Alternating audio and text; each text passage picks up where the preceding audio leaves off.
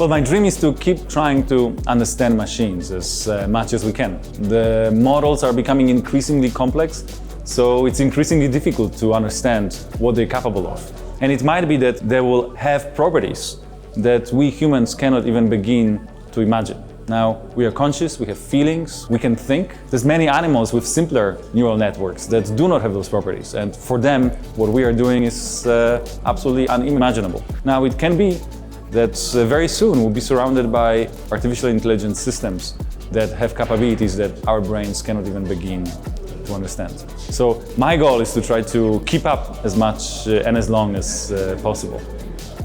So one of the results we find is that when people tell their AI to act on their behalf, they often are less ethical, actually. They think of the other person as less of a person. So if I have an AI that negotiates on my behalf, I can tell that AI, I'm fine if you lie, if you use emotional manipulation to get a good result. Where if I interact and negotiate with you face to face, I may be more influenced by social norms and social pressures. So it's almost like when we act on other people through AI, we see those other people as less than human.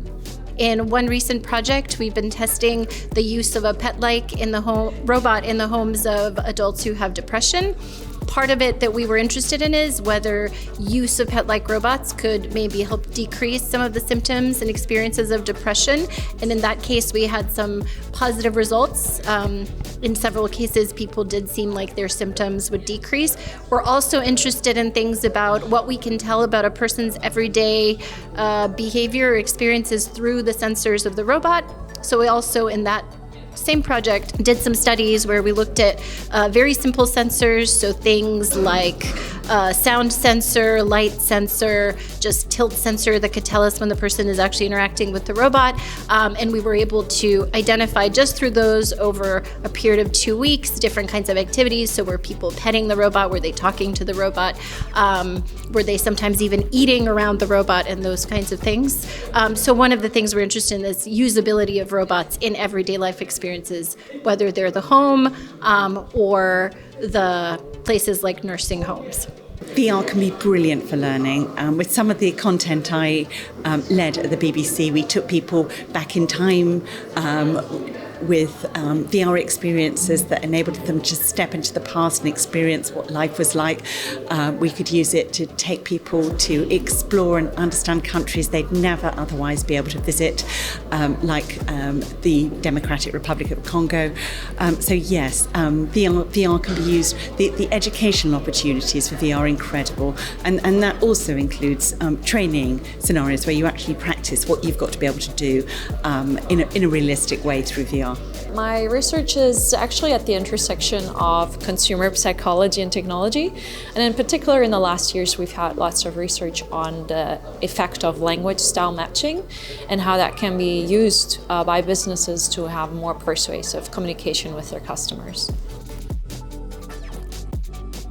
Well, it's amazing. It's already one of the best conferences that I've been to ever, and we have this wonderful combination of people being here in the room and online, but also there are these rooms with the robots. I was promised a hug from a robot, from Pepper, and I'm hoping that Pepper will deliver.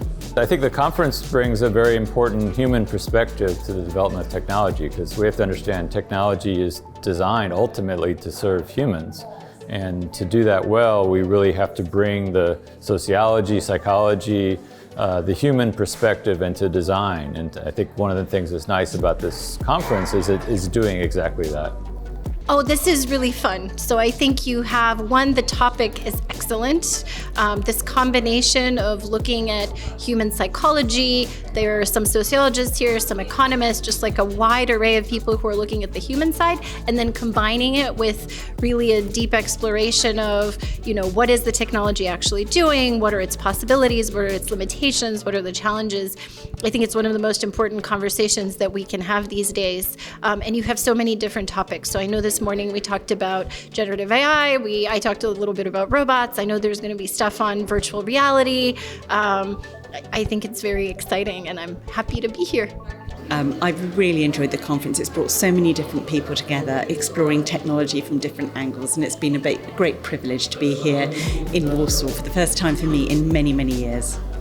So this conference has been really, really inspiring. So firsthand, you could experience some of the really cool stuff, real life experiences, and have very inspiring research talks by very cool researchers from all over the world.